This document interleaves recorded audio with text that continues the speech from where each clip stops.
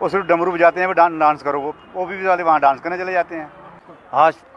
आशा कभी निराशा में नहीं बदलने देंगे, कुछ भी हो जाएगा, लड़ेंगे मरेंगे, लड़ेंगे मरेंगे। वो सिर्फ डमरू बजाते हैं, वो डांस करो, वो भी वाले वहाँ डांस करने चले जाते हैं। मुझे समझ नहीं आती उन्हें ओबीसी वालों की, तो क्यों जाते हैं वहाँ। 370 के ऑब्लिगेशन के बाद जो है पहली बार प्रधानमंत्री मोदी जम्मू कश्मीर के दौरे पर आए थे। लोगों को काफ़ी उम्मीद थी कि हमारे लिए कुछ होगा, हमारे लिए कुछ होगा। जिनकी जो उम्मीदें थी वो उम्मीदें कहीं ना कहीं पानी में बह गई। एक और शख्स, ये शख्स पूरी एक टोली है, ये पूरा एक समाज है।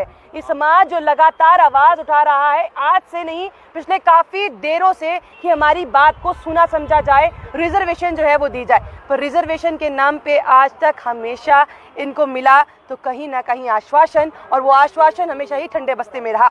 ये आश्वासन ठंडे बस्ते से बाहर कब आएगा, कब लोगों के बीच में असली अमली जामा उसको पहनाया जाएगा, क्या लगता है? धन्यवाद कृति जी, हम आपका धन्यवाद करते हैं, क्योंकि हॉनरेबल मिनिस्टर हॉनरेबल ज्योति आए थे मोती बाजार में, तो आपने हमारी कवरेज दी थी, यही डिमांड थी हमारी।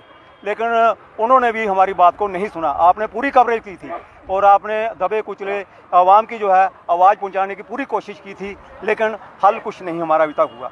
मोदी साहब 2014 और 2019 में जब हीरानगर और स्टेडियम में जहां आए तो उन्होंने वायदा किया था कि 370 का जो नुकसान है सबसे ज़्यादा ओबीसी को हुआ है।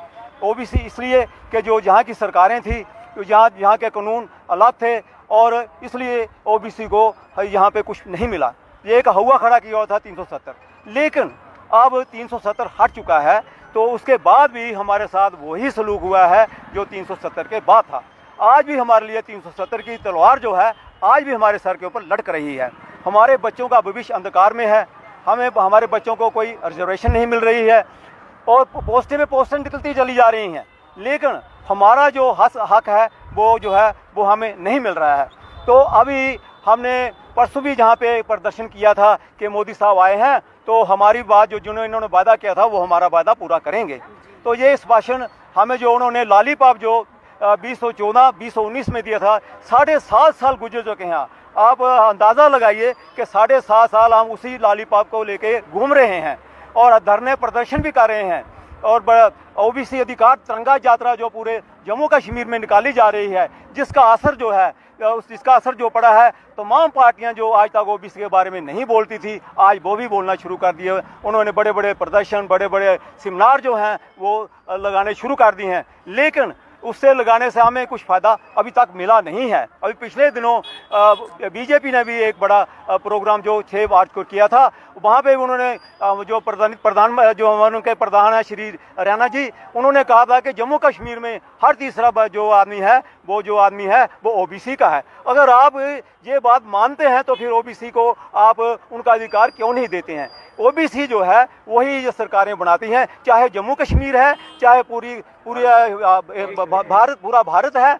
अगर ओबीसी चाहे तो ये सरकारें बन सकती हैं, या अगर नहीं चाहें तो सरकारें नहीं बन सकती हैं। तो हम बड़ी आशा लेके बैठे थे, लेकिन अब मोदी साहब जी कल आए थे, प्रधानमंत्री जी आए थे, हम उनका ये भी शुक्रिया करते हैं कि उन्होंने डेवलपमेंट के लिए फंड्स दिया है। लेकिन हम ये बड़े खुले लफ्ज़ों में कहना चाहते हैं कि इस फंड्स का हमें क्या फ़ायदा होगा? जो सड़कें बनेंगी या प्रोजेक्ट बनेंगे, आप देखिए हमारे बच्चे खजल हो रहे हैं। उन प्रोजेक्टों में आप जाकर देखें कि कौन लोग काम कर रहे हैं। वहाँ पर तमाम जो इंजीनियर होंगे वो बाहर से आएंगे, जो लेबर जो होगी बाहर से आएगी, जो टिप्पर चलाने वाले, गाड़ी चलाने वाले बाहर से आएंगे। हमारे बच्चों को तो कोई वहाँ पे एम्प्लॉयमेंट मिलने वाली नहीं है। या हमारे बच्चों के पेट में रोटी नहीं होगी तो उन्होंने ये डेवलपमेंट को क्या करना है? देश की डेवलपमेंट जरूरी है, लेकिन रोटी भी तो जरूरी है। रोटी होगी तो इन सड़कों पर घूम सकेंगे, अगर रोटी ही नहीं होगी तो सड़कों पर हम कैसे घूमेंगे? लेकिन हमें कुछ भी नहीं मिला है। आज आप देख रहे हैं यहाँ पर कितने धरने प्रदर्शन जो प्रेस क्लब जम्मू में हो रहे हैं। अगर कुछ दे के होते, अगर इन लोगों को कुछ मिला होता तो आज ये प्रदर्शन क्यों होते? आज हम यहाँ इतनी धूप में, गर्मी में खड़े हैं, आपको भी तकलीफ दे रहे हैं, आप भी इतनी धूप में बैठे कर रहे हैं। मैं खासकर जो हमारी जो बहनें पत्रकारिता करती हैं, इनका मैं बड़ी तहे दिल से शुक्रिया करता हूं। और हम देखते हैं कि बड़े मुश्किल हालातों में ये पत्रकारिता करते हैं। इनको पीछे पीछे भागना पड़ता है लीडरों के, जो उनके काम का क्वेश्चन होता है उसका वो जवाब देते हैं। जो समाज के जो लोगों के हित की बात होती है वो सुनने के लिए तैयार नहीं है। इसलिए जो मोदी साहब जी आए हैं, हमारे इस हिसाब से हमें तो कुछ मिला नहीं है, बाकी लोगों को कुछ मिला होगा, वो खुद निर्णय करें। धन्यवाद। ये आखिरकार जो दिया गया वो तो ठीक, जो नहीं दिया गया उसके लिए हमेशा ही आशा आशा आशा।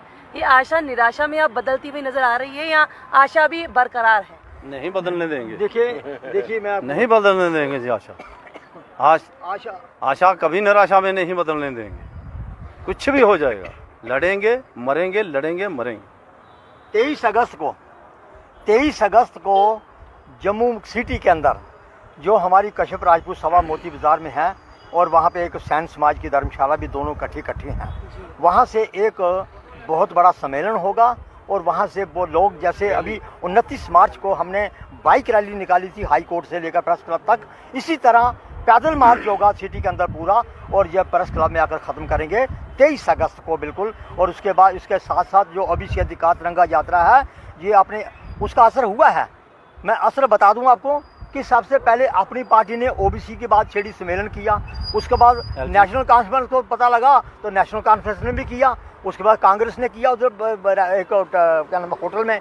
तो उसका मतलब बीजेपी वालों ने पूछा ये जो कर रहे हैं आपके फेवर में जा रहा है या फिर सिर्फ अपनी राजनीति रोटियां सेक रहे हैं? अपनी राजनीति। वो अब बात यह है कि वोट बैंक उनको पता लग चुका होगा कि पहले ओबीसी को मैं बात करूंगा, जो टीवी में आता था ना उसको हम सच मानते थे बिल्कुल, जो अखबारों में आता था उसको सच मानते थे। ओबीसी को वो अखबारों से पता चलता था सब कुछ।